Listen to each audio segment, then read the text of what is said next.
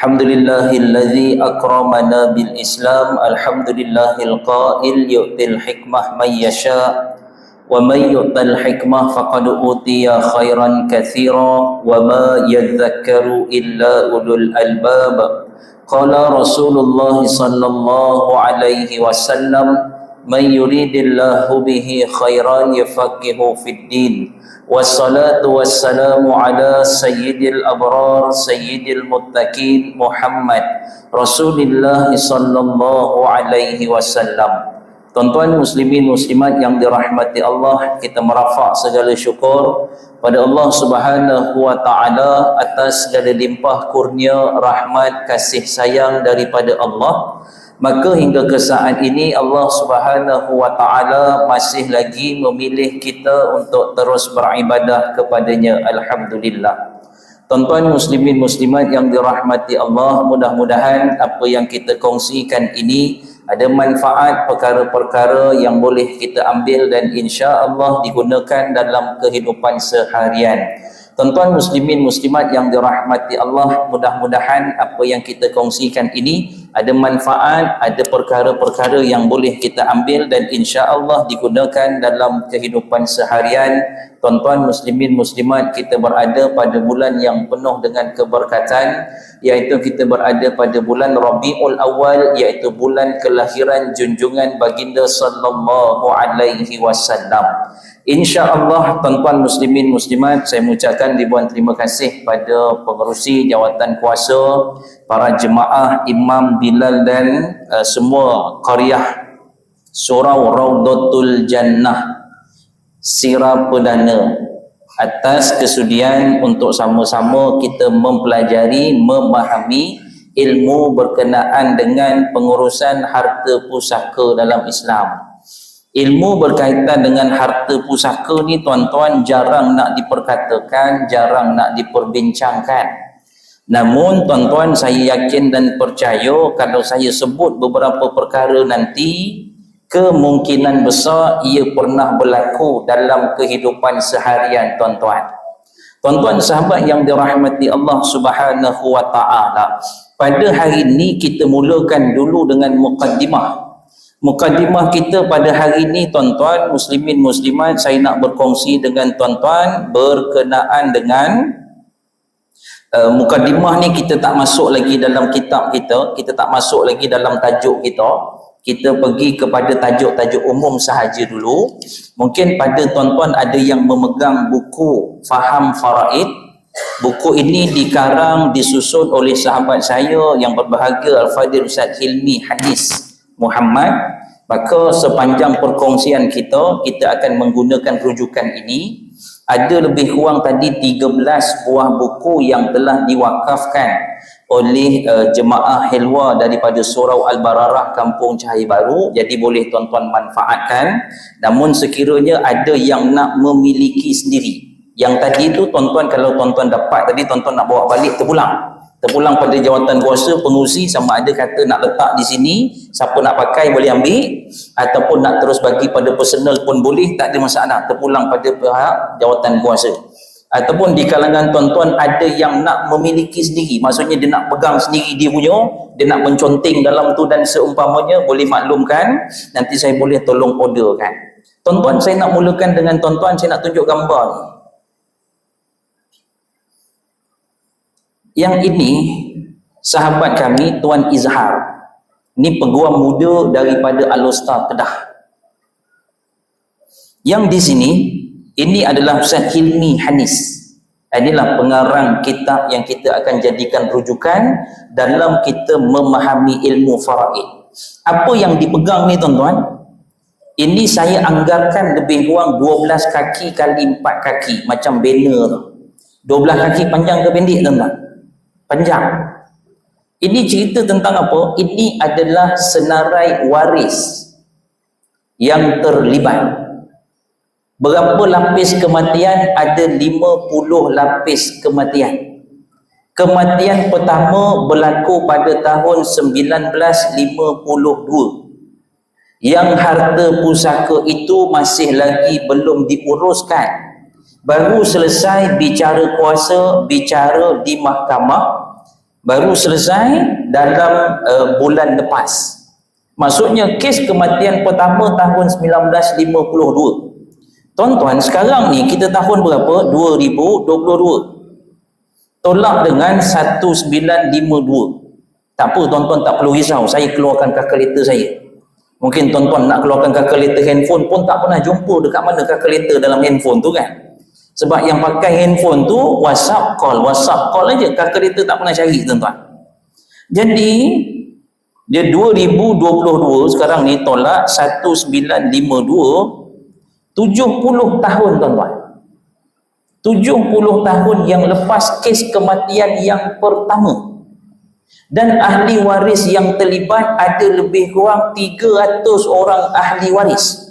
Tuan-tuan, kita buat satu perumpamaan. Si mati. Kalau saya tulis SM ni maksudnya si mati lah. Jangan pun ingat Sarjan Major. Ni si mati tuan-tuan, SM ni. SM ini adalah si mati. Si mati yang pertama pada tahun 1952. Kita anggarkan harta yang dimiliki oleh si mati ini adalah 10 ekar tanah. Sekarang ni pada tahun 2022 baru selesai urus. Maksudnya selama 70 tahun berlaku tunggakan ataupun ahli waris tidak ambil peduli pada harta yang ditinggalkan oleh si mati. Kita ambil contoh, dia ada berapa ekar? 10 ekar. Sekarang ni berapa orang waris yang terlibat pada tahun 2022? Ada 300 waris. Tuan-tuan, kalaulah kita anggarkan 10 ekar ni nak bagi dengan 300 waris, bermaksud kalau kita bagi 1 ekar bersamaan dengan berapa orang waris? 30 waris. Tuan-tuan nak buat apa 1 ekar dengan 30 orang? Apa benda yang tuan-tuan boleh buat? Tuan-tuan nak buat, kalau nak buat rumah sewa mungkin susah. Tuan-tuan nak buat tandas sewa seorang satu pintu tandas tadi tu. Tuan-tuan, ini disebabkan apa? Kelewatan, kelalaian pada waris mengurus harta pusaka. Saya yakin dan percaya ada dalam surau ni yang mak ayahnya meninggal lama dah tapi harta tak diurus sampai sekarang. Dan saya yakin dan percaya ada di kalangan tuan-tuan yang merupakan anak sulung. Bukan nama bapa sulung tapi dia anak yang pertama. Berapa ramai anak yang pertama buat dosa dalam urusan pusaka? Ramai. Kenapa saya sebut anak yang sulung, anak yang nombor 1 buat dosa dalam urusan pusaka? Sebab dia guna kuasa dia sebagai anak yang sulung untuk buat keputusan dalam urusan pusaka. Dia kata apa? Abang yang sulung, jadi abang dah buat keputusan, kita buat pembahagian harta sekian. Yang lain setuju? Agak-agak tuan-tuan kalau jadi anak yang lain tu, tuan-tuan setuju ke tidak? Masa meeting tu setuju kan? Habis meeting buat grup WhatsApp baru, abang tu tak masuk kan? Ini realiti yang berlaku tuan-tuan. Tuan-tuan muslimin muslimat yang dirahmati Allah. Ini tuan-tuan tak nampak lagi dekat mana haram yang berlaku. Kat sini tuan-tuan tak nampak lagi dekat mana perkara haram yang berlaku apabila tuan-tuan melewatkan urusan pusaka. Saya tak masuk dalil Al-Quran lagi. Saya tak masuk lagi hadis Nabi SAW. Saya nak bagi tuan-tuan sedar je dulu. Saya tunjukkan begini, satu kes yang datang pada saya, kes ni berlaku dekat Banting, Selangor. Sahabat saya, kematian pertama, SM. Kematian yang pertama pada tahun 1993. Ini kematian yang pertama. Siapa mati? Suami.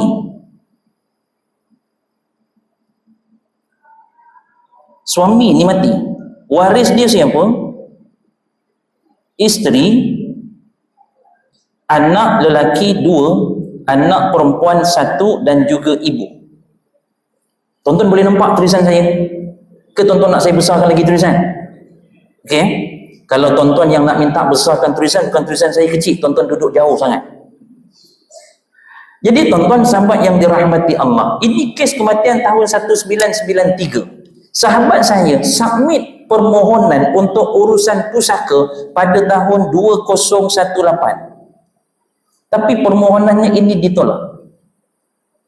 Atas faktor apa permohonan ini ditolak? Sebab dia memasukkan ahli waris yang ditinggalkan oleh si mati hanya ini sahaja. Ibu kepada si mati dia tak masukkan. Kenapa dia tak masukkan? Sebab ibu kepada si mati ini meninggal dunia tahun 1995. Bila ibu kepada si mati ni meninggal dunia tahun 1995, maka sahabat saya, anak lelaki kepada si mati ini menganggap bahawa waris kepada arwah ayahnya hanya 3 ini sahaja. Isteri, anak lelaki dan juga anak perempuan. Ini tuan-tuan tak nampak lagi haram dia dekat mana tu. Ini kalau saya sebut haram ni, mahu tuan-tuan tak tidur 4 hari 4 malam ni.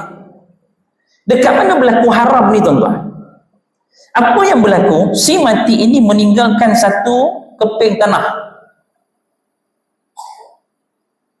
Tuan-tuan, kita anggarlah tanah yang ditinggalkan oleh si mati. Saya tanya, tanah tu ada hasil? Dia kata ada hasil. Saya tanya berapa sebulan? Kita anggaplah, ambillah rate harga sekarang tuan-tuan. Rate harga sekarang berapa? Katalah contoh tanah ni 4 ekar, kita ambillah 4,000 je sebulan. 1 ekar kita ambil 1,000. Daripada 4,000 ni tuan-tuan, siapa pewaris penerima pusaka yang 4,000 ni? Maka tuan-tuan kena faham 4 golongan ini. Isteri, anak lelaki, anak perempuan dan juga ibu kepada si mati. Sekalipun ibu kepada si mati ini meninggal dunia 2 tahun selepas daripada itu, kita ambil anggaran tuan-tuan, ibu ni 1/6 bahagian yang ditinggalkan oleh si mati, isteri 1/8, anak lelaki, anak perempuan baki. Tak apa, yang ni tuan-tuan tak perlu pening dulu. Mana datang 1/6 tu? Sabar, nanti kita bincang. Sebab tuan-tuan baru permulaan. Tuan-tuan muslimin muslimat yang dirahmati Allah Subhanahu wa taala. Jadi dia akan jadi 4/24 bahagian ibu. Dia akan jadi bahagian ibu lebih kurang 4/24. Bermaksud 4,000 bahagi 24 kali dengan 4. Dapat 666. Kita ambillah tuan-tuan, kita genapkan sahaja bahagian ibu RM700 sebulan.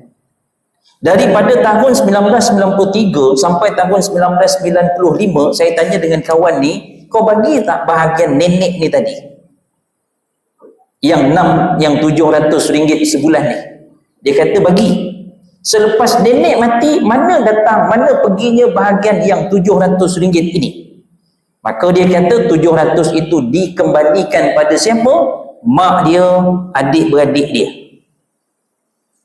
Sedangkan 700 ni bahagian siapa? Bahagian nenek. Tuan-tuan, kita ambil kiraan 2022 tolak dengan 1993, sebab kematian tahun 1993 kan. Berapa tahun tuan-tuan? 29 tahun. Bahagian nenek tadi berapa? 700. Ini haram. Bahagian haram yang dimakan oleh ahli keluarga. Sekalipun alasannya dia harta ayah aku, harta bapa aku, yang mati itu bapa aku. Maka kenapa pula ambil haram? Sebab itu bahagian nenek. Bila nenek tu dah mati, tuan-tuan muslimin muslimat yang dirahmati Allah, jadi ini ibu kepada si mati ni, dia pun dah mati, bahagian dia akan jadi apa tuan-tuan yang 700? Akan jadi pusaka dia pula. Bila jadi pusaka dia, siapa ahli waris dia? Saya selidik dah tuan-tuan. Ahli waris kepada ibu ini tadi, anak lelaki ada 2, anak perempuan ada 1. Maka inilah yang akan mewarisi RM700. Nak dijadikan kisah lagi tuan-tuan, anak lelaki yang pertama pun mati pada tahun 2000. Siapa waris yang dia tinggalkan? Isteri, anak lelaki 4, anak perempuan 5. Tuan-tuan, bahagian 700 tadi itu akan dipecahkan pada anak lelaki yang 2 orang dan juga anak perempuan seorang. Jadi kisahnya lagi tuan-tuan, muslimin muslimat, anak lelaki yang kedua pula pun meninggal dunia juga. Siapa waris yang ditinggalkan? Isteri, anak lelaki 4, anak perempuan 4. Tuan-tuan, berapa banyak waris dah tinggal ni? Ini kita cerita, ni kematian pertama, ini kematian kedua, ini kematian yang ketiga, ini kematian yang keempat. Baru ada 4 lapis kematian ni tuan-tuan. Sekali pun kita kiralah tengok bahagian nenek ni berapa? 700 kan? Anak lelaki, anak perempuan dia akan dapat baki. Baki dengan 5. Kita ambil dulu 700 bahagi dengan 5. Dapat 140, anak lelaki kali dengan 2, 280. Sekali pun bahagian anak lelaki ni RM280 je.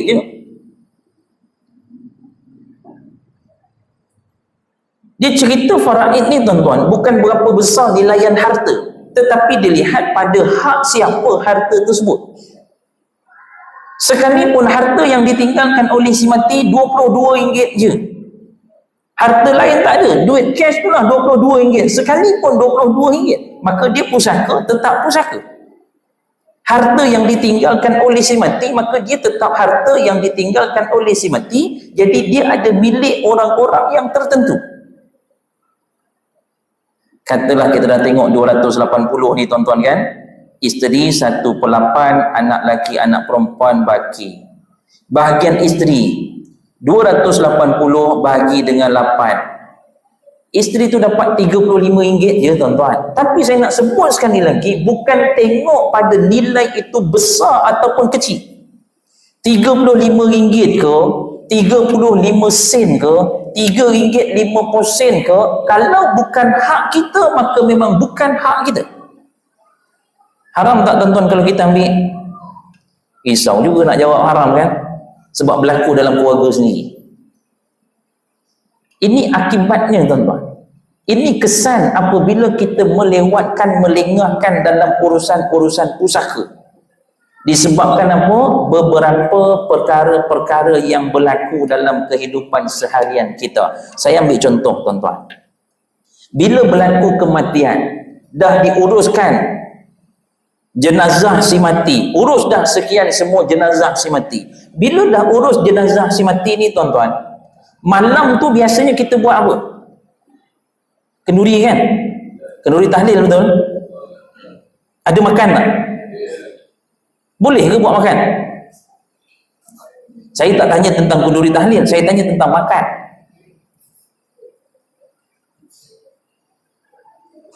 Tak pernah orang tanya kenduri makan boleh ke tidak kan? Kalaulah buat tahlil tadi tuan-tuan, tak bawa makanan, boleh tak? Kataupun kita datang rumah si mati, dia jemput tahlil, lepas tahlil dia kata terima kasih, lepas tu tuan-tuan pun terus balik. Boleh tak? Boleh. Tapi biasanya tinggal imam dengan Bilal berdua ya. Jemaah tak datang tuan-tuan, jemaah duk tanya, semalam tak ada makan, hari ni ada makan tak? Tak ada, tak ada, kita cari tempat lain dulu ha. Baik ngeteh kat belakang pondok tu kan. Saya tahu pondok tu tuan-tuan tak perasan saya pernah datang. Perasan tak perasan kan? Masa tu saya jumpa Abang Syaril. Jadi tuan-tuan, muslimin muslimat yang dirahmati Allah, sepanjang pengalaman saya mengendalikan kuliah faraid ni tuan-tuan, satu tempat je saya jumpa imam dia up level tuan-tuan. Berlaku kematian, waris datang jumpa imam, dia kata apa? Mam, kami nak buat kenduri tahlil, kami nak buat tahlil malam pertama, boleh tak? Imam jawab boleh, tapi ada syarat. Imam letak syarat tuan-tuan. Apa syarat yang imam letak? Imam kata nak buat tahlil boleh, tapi jangan bawa makanan. Biasanya kadang-kadang jemaah tanya, tahlil malam ni makan apa? Ada juga waris yang akan sebut apa dia, insyaAllah tuan-tuan, malam ni malam yang terakhir, malam ketiga, special sikit, biryani kau. Tuan-tuan, isunya adalah berkenaan dengan makan, bukan cerita tentang utamanya makan, tetapi sumber daripada mana yang tuan-tuan sediakan makanan tu. Satu imam ni tuan-tuan, dia di daerah Segamat. Dia cakap dengan waris, kamu nak bawa makanan boleh tapi ada syarat. Eloknya jangan bawa makanan. Nak bawa makanan boleh tapi ada syarat. Kamu kena pastikan makanan itu disediakan bukan guna duit si mati. Kenapa isunya? Kenapa tak boleh guna duit si mati? Sebab dia telah jadi harta pusaka si mati, bukan lagi milik si mati, tapi milik waris-waris kepada si mati. Kat sini kena tengok pada pendetilannya tuan-tuan. Andai katalah contoh, habis solat isyak sekejap lagi tuan-tuan, tuan-tuan pun balik rumah, sementara nak balik rumah tuan-tuan cari ATM, tuan-tuan cocok kad ATM, keluarkan 300 masuk kocik. Kemudian tuan-tuan balik rumah, tidur, meninggal dalam tidur. Ni contoh lah, jangan tuan-tuan tak balik kejap lagi kan. Kata tak nak balik lah, tadi Ustaz sebut balik kan, balik tidur, meninggal apa semua kan. Ni contoh. Meninggal dalam tidur, maka isteri pun sangkut baju tuan-tuan. Kemudian bila mana dah selesai urusan jenazah apa semua, isteri pun sebut dengan mungkin ipar dua dan seumpamanya nak buat tahlil dekat mana? Raudatul Jannah. Maka isteri kata kita order je lah makanan. Maka isteri pun duk pegang jubah suami. Sebut jubah tak ramai pakai jubah kan, sebut baju Melayu kan. Ramai pakai baju Melayu kan, biru ada, hijau ada, pink ada kan. Isteri pun duk pegang dekat kocik ni ada duit. Dia pun ambil tengok 300. Isteri pergi bayar catering pakai 300 ni tuan-tuan. Apa status 300 ni tadi? Dekat sini masyarakat kita ambil mudah. Betul, kita meraihkan orang yang baca tahlil tadi. Orang yang hadir tak bacaan tahlil tadi untuk kita beri jamuan. Dan ada ketikanya logik akal kita sebut apa? Ustaz, duit tu kan bukan kita buat benda lain. Kita nak buat tahlil untuk arwah. Kita nak bagi orang yang datang tahlil tu jamuan makan. Tuan-tuan sahabat yang dirahmati Allah, itu logik kita. Tetapi hukum menyebutkan bahawa dia adalah harta pusaka si mati. Dia bukan lagi milik si mati, tetapi dia adalah milik ahli waris si mati. Boleh jelas tuan-tuan?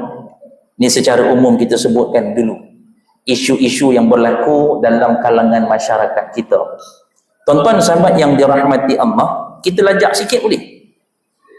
Sebab dah nak azan dah, lebih kurang 3-4 minit je nak azan ni dah.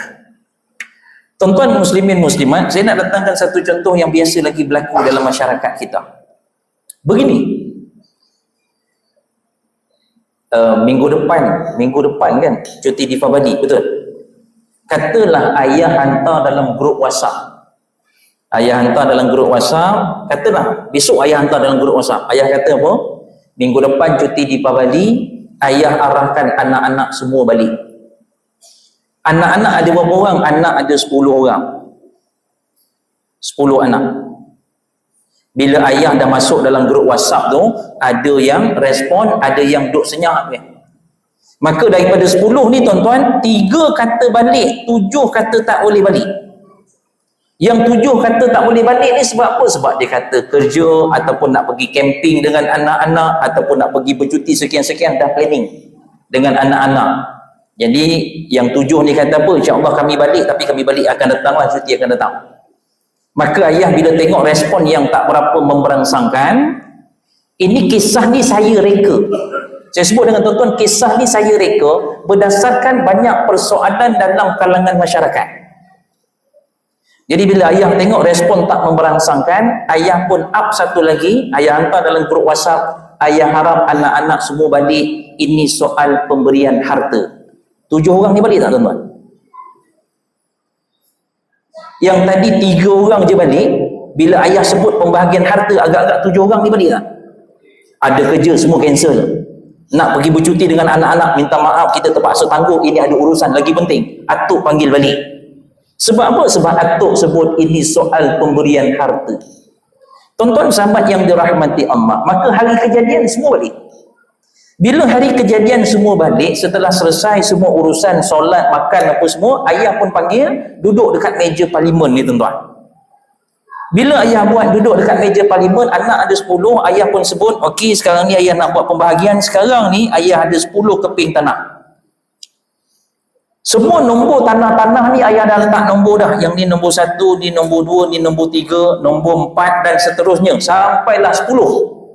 Ayah sebut yang anak nombor 1 tanah hujung kampung sana, nombor 2 tanah belakang rumah, nombor 3 kebun sini, nombor 4 sekian, nombor 5 sekian. Last kali nombor 10. Biasanya dapat apa tuan-tuan? Yang bungsu. Yang tuan-tuan jawab sama tuan-tuan. Kat tempat lain jawab benda yang sama. Yang bungsu biasanya akan dapat apa tuan-tuan?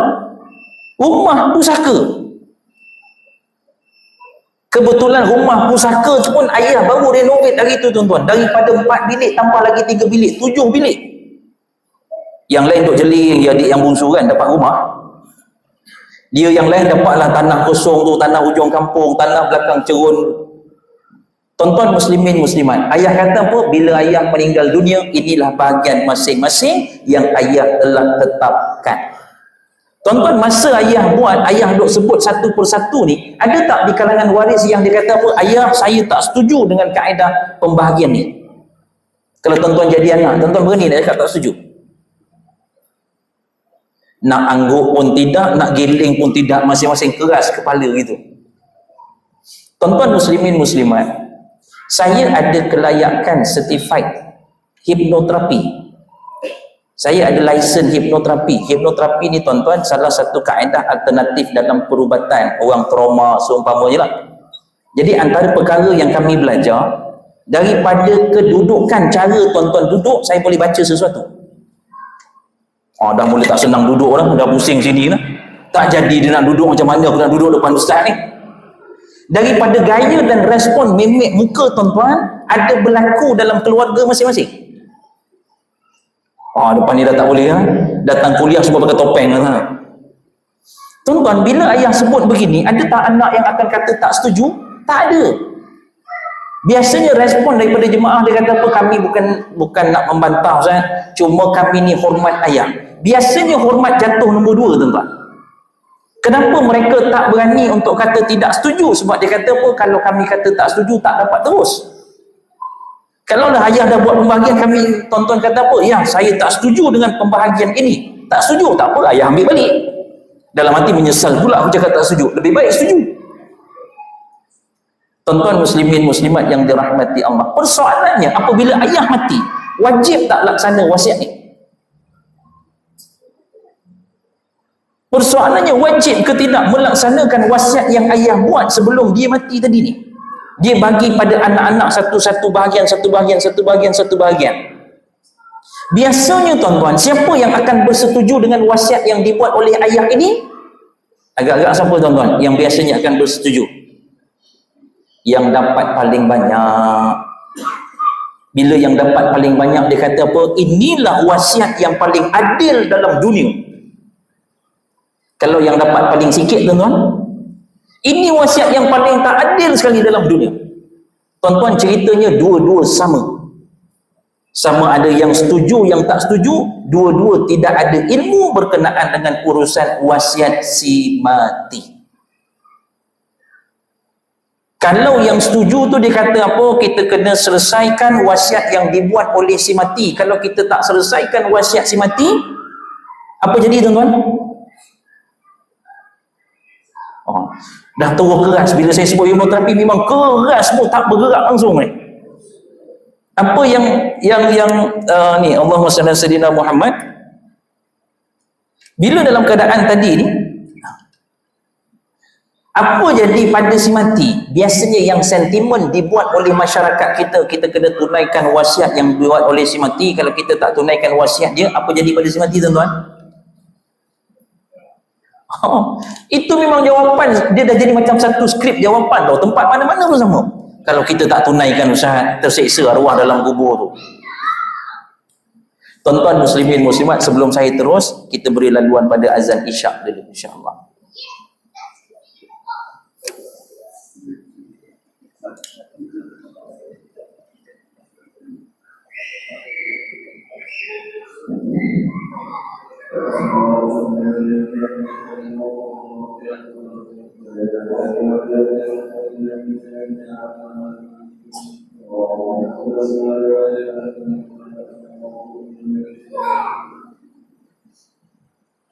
Allah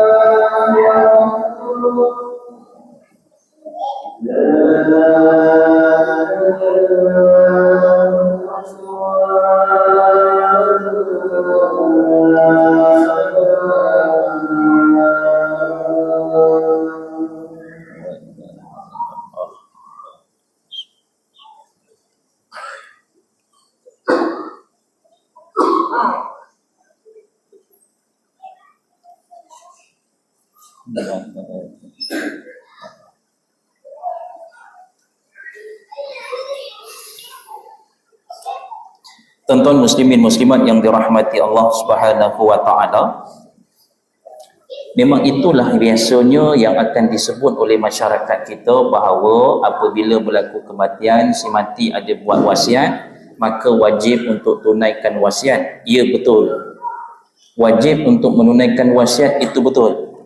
Namun apabila wasiat yang dibuat oleh si mati ia bertepatan dengan syarat-syaratnya, bertepatan dengan syariat, jadi memang wajib untuk selesaikan wasiat yang dibuat oleh si mati. Tapi bila kalaulah kita tak laksanakan wasiat tersebut disebabkan wasiat itu melanggar kepada syarat-syarat wasiat yang sebenar, maka tak wajib untuk laksanakan.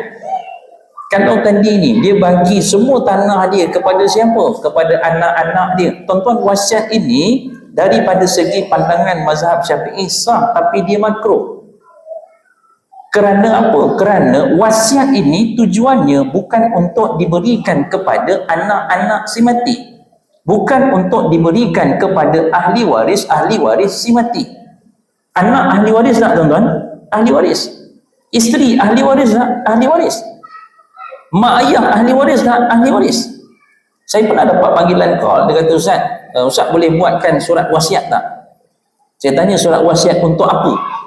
Dia kata, saya nak mewasiatkan harta saya pada isteri saya. Saya cakap direct dia, minta maaf, wasiat tu saya tak buat. Sebab apa? Wasiat tu melanggar kepada hukum. fala wasiyata. Dalam riwayat hadis kata Nabi sallallahu alaihi wasallam, innallaha a'ta kulladzi haqqin haqqahu fala wasiyata liwaris. Ni kita akan sebut riwayat hadis ni pada pertemuan akan datang. Apa dia? Sesungguhnya Allah Subhanahu wa taala telah memberikan hak itu pada orang yang berhak. Fala wasiyata, maka tidak ada wasiat untuk ahli waris. Tuan-tuan buat surat wasiat bagi pada isteri, isteri itu ahli waris. Maka wasiat itu boleh dicapai pada waris-waris yang lain. Sebab apa? Sebab wasiat tu tak valid, tuan-tuan. Ada satu jemaah saya di Taman Santek, Pasir Gudang. Dia bertugas dulu sebagai Biro Bantuan Guaman.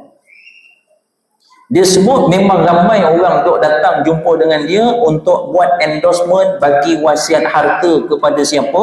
Kepada ahli waris yang ditinggalkan oleh si mati.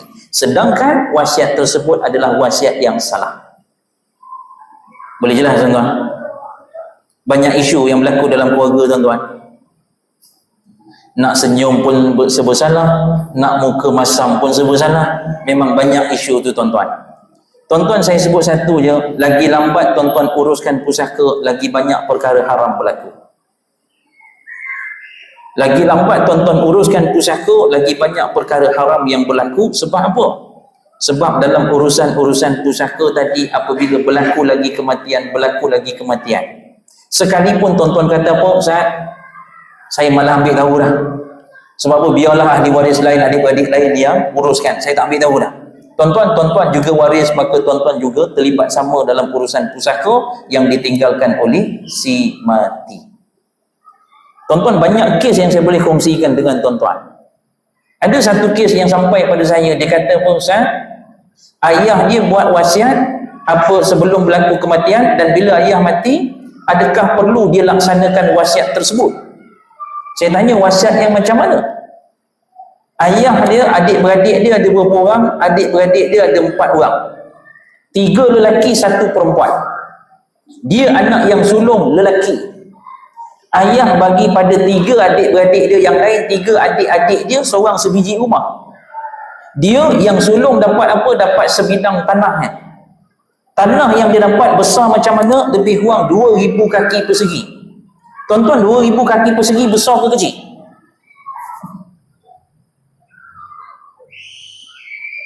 Katalah contoh, orang yang beli rumah teres. Buka dia berapa? Buka 20. Ke belakang berapa? Ke belakang 70. 7 kali 2 dah 1,400, tuan-tuan. Tambah garaj depan sikit, itulah keluasan rumah, keluasan tanah 2,000 kaki persegi. Lebih kurang. Maka dia kata apa? Pada pandangan dia, wasiat tersebut adalah wasiat yang tidak adil. Saya dah sebut dengan tuan-tuan tadi, biasanya yang sebut tak adil siapa? Kalau berlaku pada tuan-tuan pun sama, tuan-tuan. Ada satu kes datang pada saya, tuan-tuan, dia kata apa? Ni bukan dia lah yang terlibat, orang lain lah yang mati. Apalah dia orang ni bagi lebih kurang sudah lah, itu pun berkira sangat.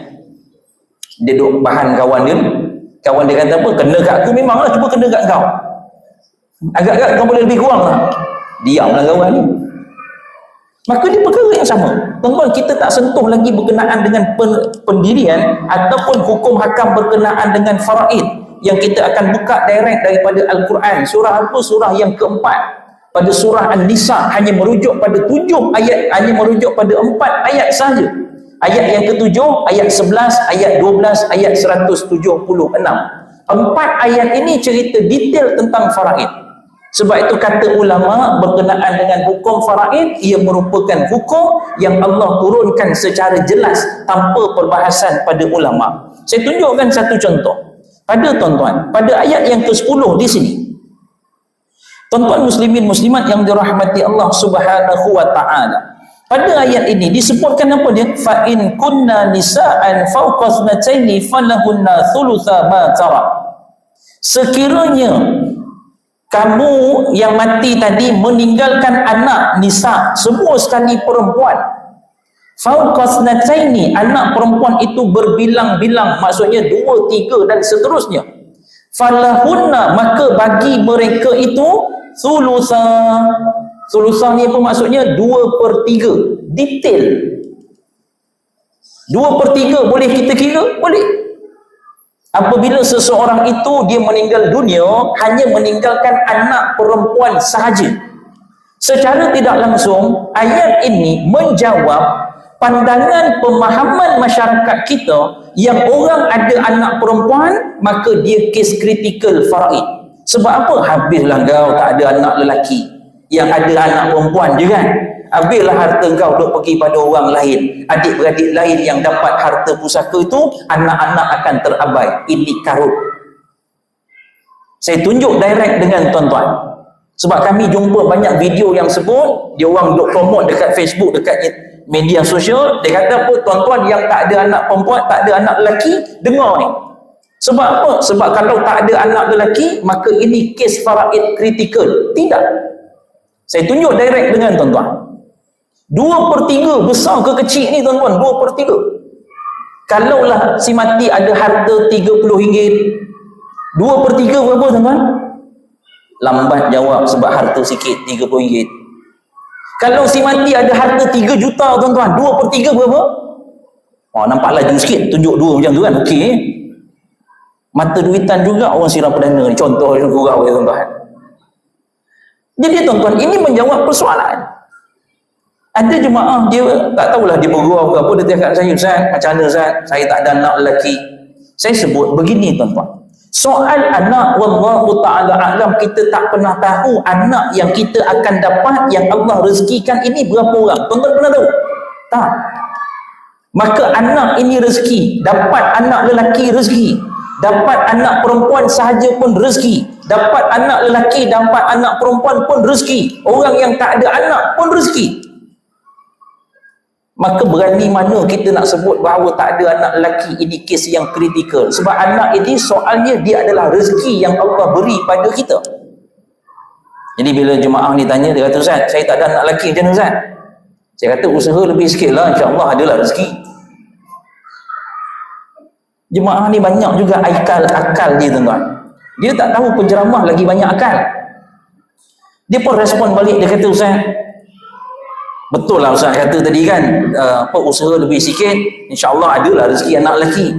Tapi dia kata kilang dah tutup Ustaz, macam mana nak dapat anak lelaki? Saya kata jangan risau, saya ajar macam mana buka kilang baru.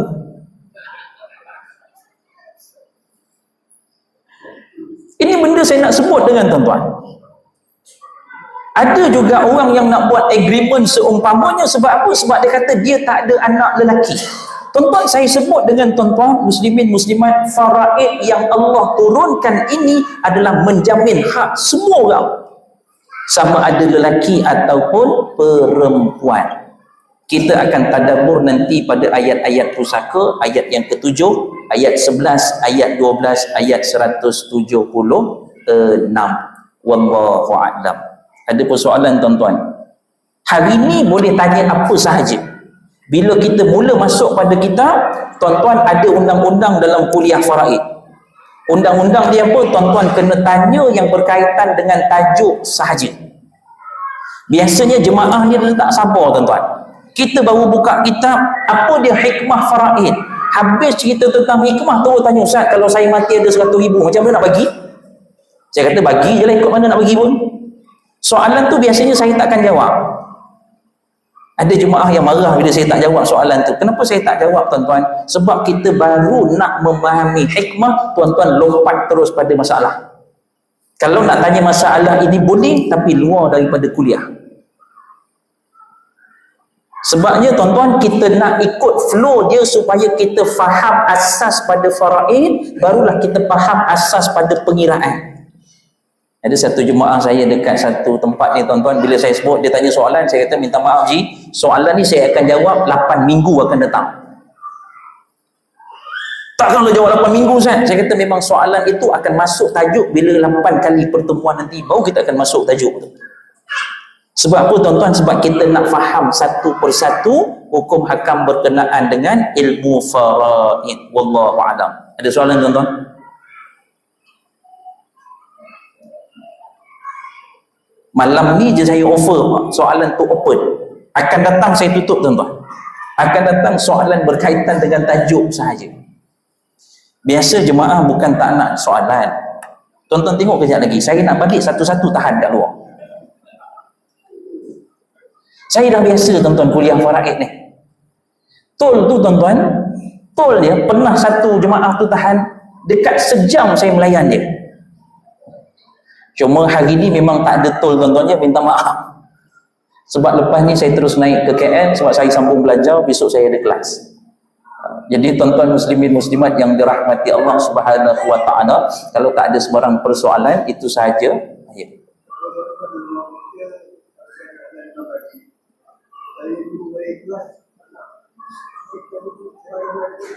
Okey, alhamdulillah. Satu soalan yang baik ni, jarang nak jumpa ada adik-beradik yang melepaskan hak nak bagi pada yang lain kan.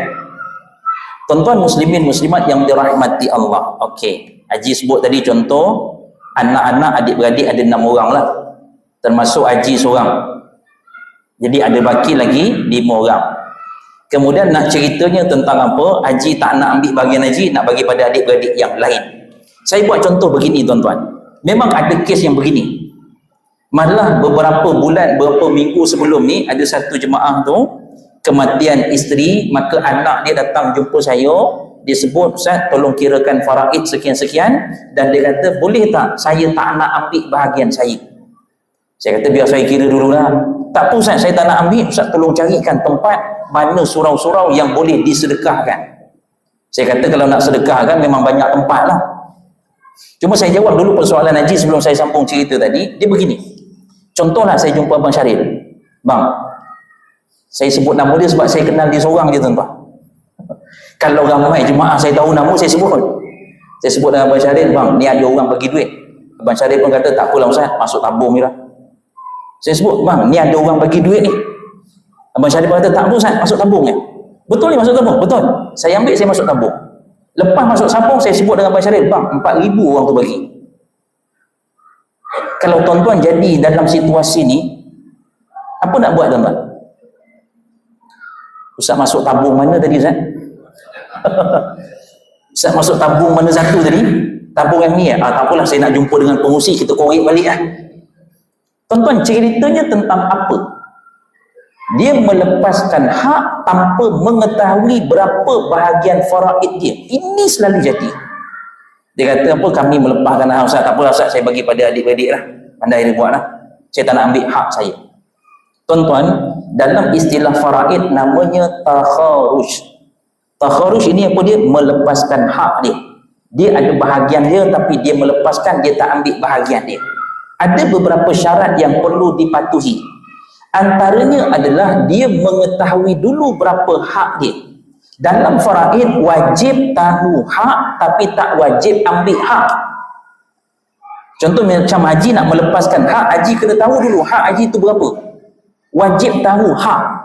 Bila dah tahu hak, maksudnya tak wajib untuk ambil. Maksud tak wajib untuk ambil, dah tahu berapa, kemudian nak bagi pada adik-beradik yang lain, ya silakan. Antara syaratnya mesti tahu hak masing-masing. Barulah boleh diserahkan hak tersebut pada waris-waris yang lain. Real case yang saya dapat tuan-tuan, yang tadi kata nak sedekah tu kan, saya dah kirakan bahagian faraid dia tuan-tuan, dia tengok bahagian saya paling besar Ustaz ni. Iyalah. Okey, alhamdulillah. Sebut alhamdulillah dah, tak ada sebut nak infak dah tuan-tuan. Dia sebut alhamdulillah ni. Tak ada sebut dah yang tadi kata nak sedekah, yang tadi suruh carikan mana surau. Hilang dah tuan-tuan, perkataan surau nak sedekah semua hilang dah. Salah tak? Tak salah. Cuma sebab itu dia perlu tahu hak dia dulu sebelum dia buat keputusan yang lain. Wallahu a'lam. Boleh jelas ya? Ada persoalan lain tuan-tuan? Tak ada ya? Ya saya.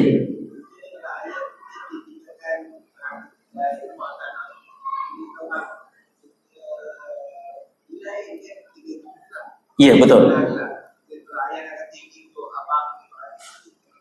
Itu belum boleh dilaksanakan dulu. Sebab ia terkait dengan wasiat kepada ahli waris. Wasiat kepada ahli waris boleh dilaksanakan apabila waris lain bersetuju. Wallahu a'lam. Kalau mak wasiatkan barang kemas, biasanya mak wasiatkan barang kemas pada siapa tuan-tuan? Anak perempuan. Tuan-tuan yang lelaki dapat tak? Nampak memang betul muka kecewa tu, tak dapat langsung tu. Geling tu memang geling sungguh tu. Memang betul tak dapat barang kemas tu kan. Tuan-tuan, wasiat itu memang mak buat bagi barang kemas pada anak-anak yang perempuan. Mak kata apa, kalau mak mati nanti, barang kemas ni untuk yang perempuan sahaja. Yang lelaki memang tak ada hak tuan-tuan. Ke tuan-tuan kata tak apalah Ustaz, dah mak buat macam tu nanti terseksa pula dalam kubur. Itulah ayat dia kan. Tuan-tuan, sebenarnya wasiat tu salah. Sebab apa? Yang lelaki ada hak pada barang kemas yang mak tinggalkan tu. Kalau mak baru tahu malam ni barang kemas dah habis lah bagi perempuan semua. Tuan-tuan, yang lelaki ada hak. Sebab apa yang lelaki ada hak? Mak tu alasan dia tak bagi yang lelaki sebab apa? Sebab lelaki tak boleh pakai barang, lelaki tak boleh pakai barang kemas. Tuan-tuan, ada simpan emas tak? Emas dalam bentuk bar tu, memang dalam bentuk bar tu tak adalah ada tepek tampal dekat sini nak tunjuk dia ada emas, tak. Tapi ceritanya adalah harta pusaka milik semua ahli waris yang terlibat, termasuklah barang kemas tadi tu. Kalau contoh orang perempuan, kadang saya sebut begini tuan-tuan, bila mana harta yang ditinggalkan oleh si mati, arwah ayah dia apa dia? Alat-alat pancing. Bukan yang harga RM50. RM50 tak ada pandangnya tuan-tuan. Ini yang Stella tu, Stella. Yang senyum tu tahulah Stella tu kan. Yang duk bela dia tak tahulah, dia bukan kaki pancing lah tu. Yang Stella tu mahal ke murah tuan-tuan? Harga RM2,000 lebih. Tu dia punya apa? Motor dia tu RM2,000 lebih. Yang perempuan memang dia tak tahu. Saya sebut dengan jemaah dalam kuliah muslimat, ibu-ibu sekalian tahu tak Stella tu apa? Tak tahu Ustaz. Habis tu kalau si mati tinggalkan Stella tu barang pancing tu nak buat apa? Bagi je lah yang lelaki. Saya sebut, saya dah pecahkan rahsia tuan-tuan. Saya kata Stella tu harga RM2,500. Nak bagi je yang lelaki. Oh, RM2,500. Balik ni saya bincang balik dengan abang lah. Sebab itu tuan-tuan muslimin muslimat yang dirahmati Allah, yang berlaku dalam masyarakat kita banyak perkara-perkara yang salah dalam urusan-urusan pusaka. Lebih-lebih lagi kita merujuk kepada hukum hakam yang berkaitan dengan ilmu faraid. Wallahu a'lam. Jadi itu saja perkongsian kita pada pertemuan yang pertama ini. Mudah-mudahan ada manfaat dan insya-Allah dapat kita amal dan diaplikasikan dalam kehidupan seharian. Assalamualaikum warahmatullahi wabarakatuh. A'udzubillahi minasyaitonirrajim.